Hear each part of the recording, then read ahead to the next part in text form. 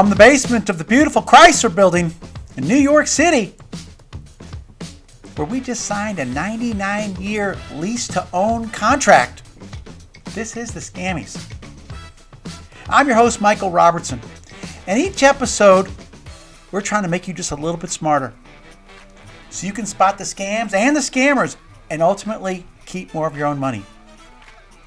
There's a seemingly endless number of online scammers, but what few know is that there's a small army of scam detectives hard at work, exposing the scammers, doing their best to interrupt their business, and even rescuing victims.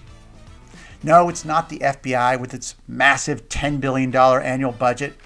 They're too busy surveilling concerned parents at school board meetings, or orchestrating phony crimes like US-based Islamic terrorist plots or governor assassinations to deal with actual crime. Concerningly, the FBI virtually ignores online scams, even though they're widespread, with some estimates ranging to up to $20 billion per year. If you want to watch an eye-opening expose of how instead of targeting actual crimes, the FBI manufactures high-profile crimes, check out the podcast Chameleon. I'll leave a link in the description. So the void of policing the online scams falls to a small group of dedicated and unheralded online detectives. There isn't a company or an association. It's just a handful of individuals, many doing it as a hobby, but all seemingly motivated by a duty to do the right thing. I call them scam detectives, and I want to profile one such detective working to expose and impede a scam targeting vulnerable older Americans. His name is James Boiler, and his YouTube channel is called Scambaiter.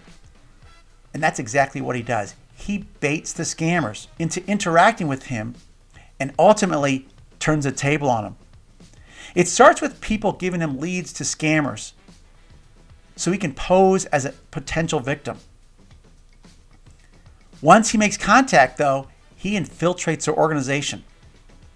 Like a digital Batman, he does his best to rescue the victims on the verge of being swindled and then tries to expose and ultimately destroy the scammer's operation.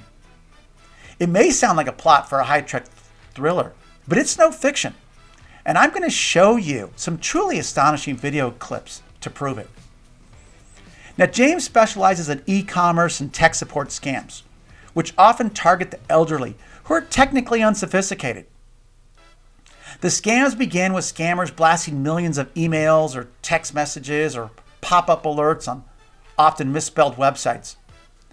They're trying to get people to place a call to the call center, the majority of which are based in India, which is the e-commerce fraud capital of the world.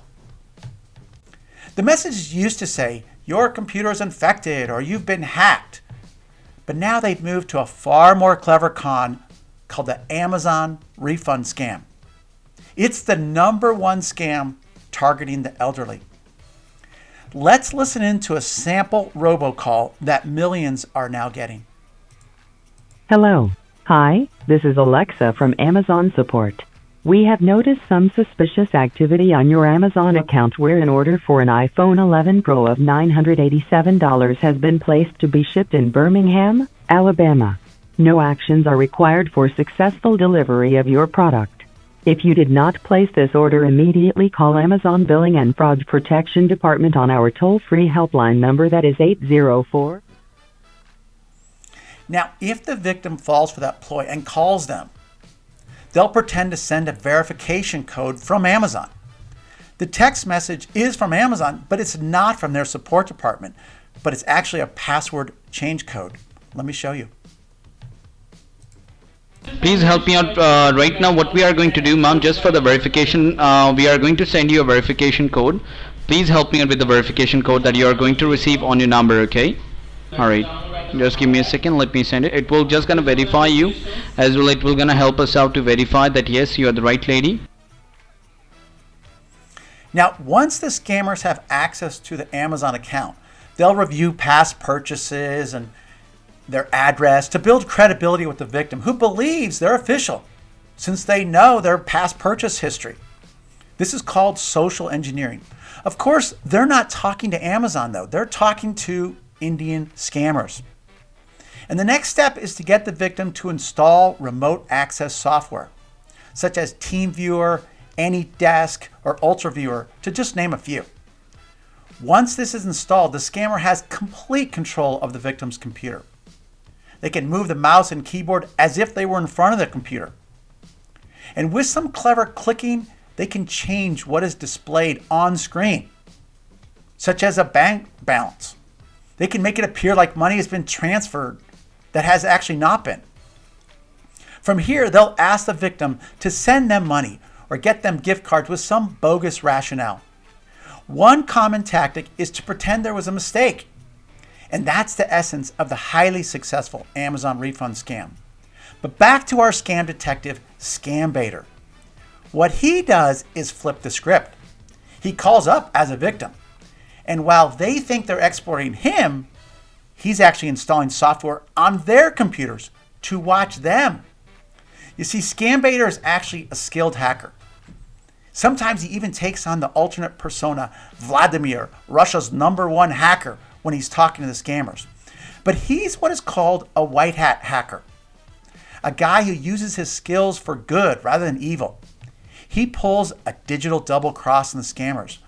While they think they're installing software on his computer, he's actually doing the same on their computer. And once he has software on one computer, he uses that to explore every aspect of the scammer's operation. First, he starts by scanning their network. Here's how he does that. First thing I did once I got this initial connection was running a scan on the network of the scammers to find vulnerabilities. This call center was very outdated when it comes to software, which meant that I was able to spread to 90% of the computers in the call center. I downloaded all of the files from the machines. Then he digs through every computer looking for files to reveal who is behind the operation and how they operate. While he's digging through files, he's covertly watching as they try to scam people in real time. If he sees someone getting scammed, he does his best to interrupt the scam, which can mean calling the victim, who are always bewildered to hear from him. Take a listen to this remarkable video. Hello? Yeah, you're speaking with James Boiler. This what? I'm a scam investigator. Is this Brenda? Yes. How do I know you're a scam investigator? Yeah, I can show you my YouTube channel if you want me to. I've just been following along the whole day, but I couldn't reach you for some reason. I couldn't find your number anywhere. The guys you were talking to are scammers from India, and I just felt really bad that they were trying to steal money from you. I just wanted to let you know, like, please don't pick up any calls, don't buy them any gift cards, because they're trying to steal money from you, okay? Isn't everybody? Yeah. I mean, you've got control of my computer now.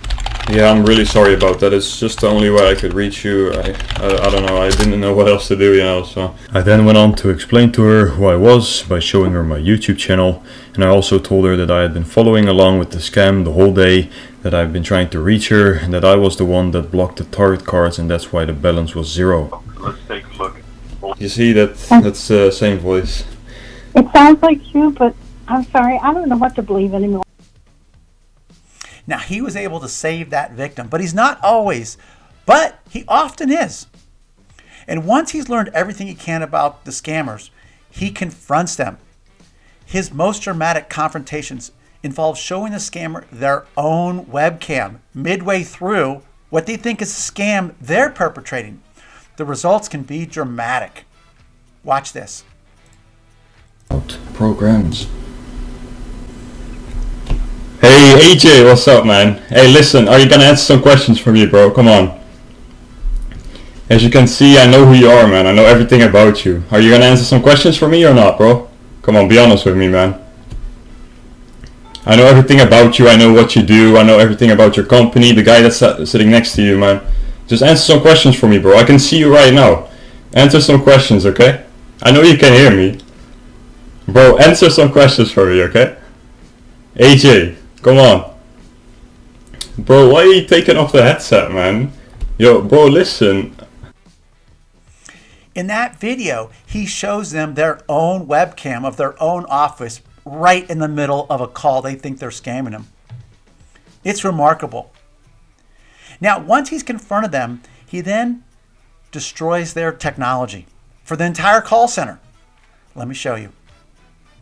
going to start off the destruction by completely shutting down their phone system and corrupting all the settings in the admin portal for the phone settings. To accomplish this, I did the following things to their phone system. For the report section, I messed up the settings in their VisiBox, which corrupts their entire phone system. I then deleted all user accounts, which makes it impossible for the scammers to log in and continue scamming. I then deleted all their calling campaigns, statuses, hotkeys, leads, auto-alt dials and ACCIDs, which stops their robocalls and deletes all the settings of these robocalls. On the list section, I then deleted all their lists, I deleted all their scripts on the script section, I deleted all their filters, and for the inbound section I deleted their showing groups, their DIDs, their call menus and their filter phone groups. And then finally, for the remote agents, I deleted all the remote agents, I deleted the extension groups. In the admin section, I changed all the passwords for the login to the user accounts and to the admin accounts, so the admins cannot log into the admin account to restore the settings. Then I changed their call times, their shifts, I deleted their phones, their templates, their carriers, their service and their conferences, and then messed up the system settings. I deleted all the system statuses. I added a voicemail which warns victims that somehow might still get through when calling the number, which I don't think is possible. And I also changed their hold music to the same. Now, after he's dropped his digital nuclear bomb, he then infects all their PCs with malware, designed to destroy them. But not all the computers. He cleverly leaves a couple working. So if they rebuild the call center, which they often do, he'll still have a secret backdoor into their system so he can disrupt their operation again. Now, I've shown you clips from several different Scambaiter videos, but he's got a great library of enjoyable videos that I encourage you to watch. Like all the good superhero movies, he often swoops in at the end to save the victim and beat the bad guys, of course. So definitely check his channel out. Of course, he's only stopping a tiny number of scammers. In one of his videos, he uncovered a startling document that reveals the disturbing target and breadth of these scams. Take a listen to this.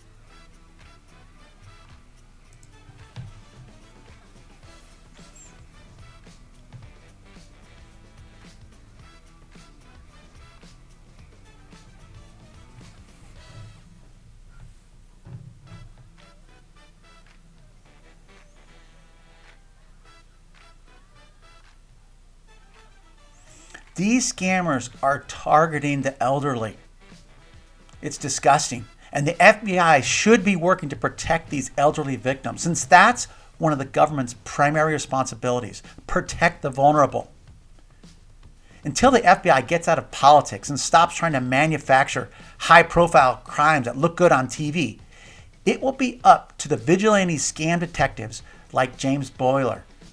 So I want to thank James for his scam detective work, as well as challenge the FBI to get serious about online scams, because they're hurting real people. And that's this episode of the Scammies. Thanks for watching. Be sure and hit that subscribe button to be the first to be notified about the upcoming award show, where we showcase the top scams and scam detectives.